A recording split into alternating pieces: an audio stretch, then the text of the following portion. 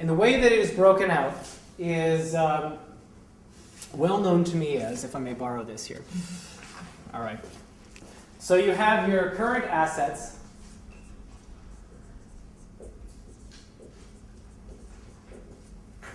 And you have your current liabilities.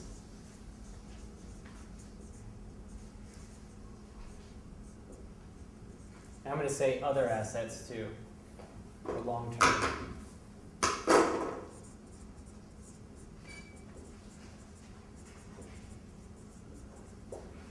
Current liabilities, long-term liabilities. And then shareholders' equity. Shareholders' equity. All right, and then you have your total of all these. Okay? And then this is running out on me. This right here needs to be equal. All of your assets need to be equal to all of your liabilities in the balance sheet. And so the balance sheet, let me help to understand this. Everybody have visibility onto this page right here? Your balance sheet is a very, very important financial statement for your business. And oftentimes the lender will have this in some form on their application too, because they'll ask you how many assets do you have in your business. They'll ask you about your personal financial situation as well, but then they'll also ask about your debts. How many debts do you have in the form of credit cards, in the form of loans, in the form of mortgage, right? So they're running through this whole thing to try to find out how liquid you are, which means basically, can you cover all of your expenses in the short term, 1 year, right? Or how solvent you are. In the long term, are you going to be able to pay all your bills? That's everything a year or more. But that's how the balance sheet works. Short-term assets, short-term liabilities. Oh, I forgot to write that too.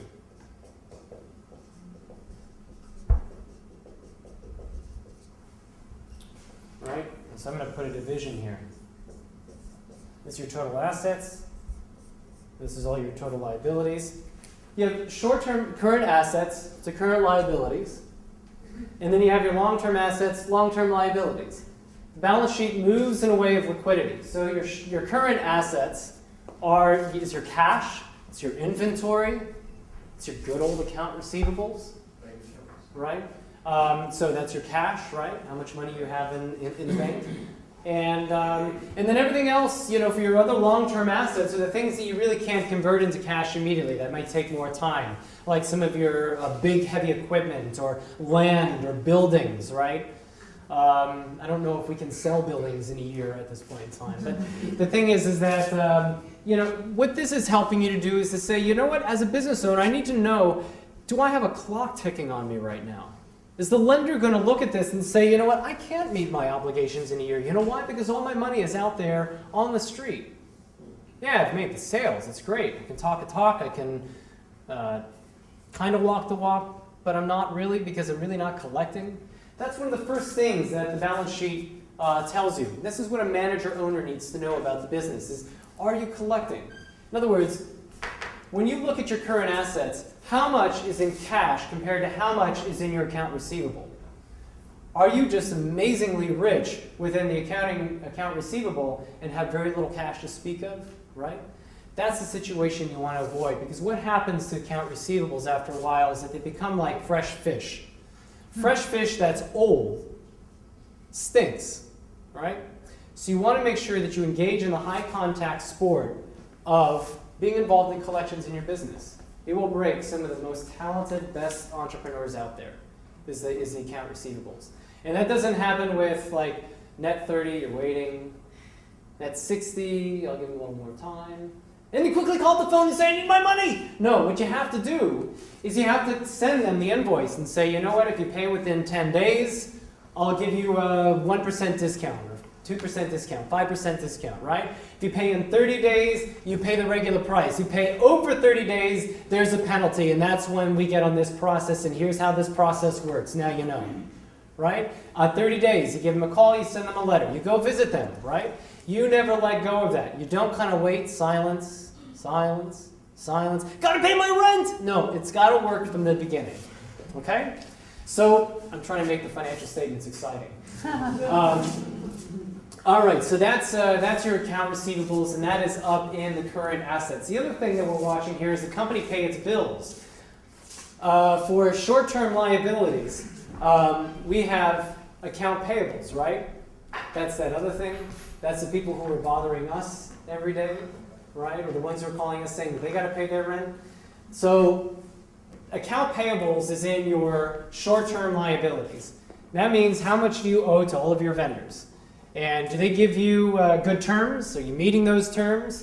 If you're not, that might be in your Dun & Bradstreet report. You might have other things going on. That doesn't bode well. But are you able to pay your bills? The lender is going to look at the total of all your current assets. In other words, how much can you liquidate in a year compared to how much you have to pay within a year. And if that number is just too close, you're a high-risk proposition for that bank. They may not lend to you, right? And you wouldn't either. Next one is, does your company control inventory? We also saw in the current assets, you have your cash, you have your account receivables, you also have your inventory as a current asset. If you go to a lender and you say, I want a loan to buy some inventory, right? And the lender's going to say, but you have a whole bunch of inventory compared to your sales. In other words, you're sitting on this stuff. You can't move this stuff. It shows that you don't really know how to turn over the inventory that you're getting in your business. So this form shows you, this financial statement shows you, are you selling what you're buying? Can you really turn that stuff around and get it out there? The other thing too is, are you too lean? Do you keep it too close? Because having no inventory can also be a bad problem, right? Who knows how we behave when we don't get a roast beef sandwich? And the next one is, are the officers committed to the company? I wrote SH equity, shareholders' equity. Owners invest, owners lend to the business, and in that part you can see how much skin the owners have in the game. And so banks really favor that very well. It means that you're on board, you're invested in this, we want this business to succeed. And so looking at this balance sheet, you can find out, is this a company that wants us to become the 100% shareholder of this business, or are we actually helping them do what they want to do? And do they have something to lose? And that's what shareholders' equity does. The other part of shareholders' equity is this last part. Does the business have a profitable operating history? There's something called retained earnings in the balance sheet. And what that basically is it's not a cash value. It's just the number that gets calculated through all of this stuff. But what that number is, it's actually the sum of the net income plus the dividends you've paid out over time. If that number is really small, and you've been in business for 10 years, and that number is small compared to your recent annual sales, it shows that that business has had a lot of trouble making money, because there's not a lot there in that pot of retained earnings. And so you can see that if it's really big, that they've had a very successful operating history, it's really calculated well over time, that they've just been able to put a lot there into the retained earnings. And it's too much to go into the calculation of this too. But it's basically all of your net income, net loss, every single year from your income statement, plus the dividends that you have paid out every year, plus or minus, the dividends that you have paid out every year, and it comes to a total. This sheet, as I had mentioned, is the one that kind of lives forever. The income statement, you're done for that period, you close the books, you're finished. Don't have to look at 2008 again. I'm so sick of that year, I'm going to start 2009. This is the one that actually hangs out, and this holds on to your history and the information for you. So as managers and owners, these are the questions that you want to be able to ask of your balance sheet.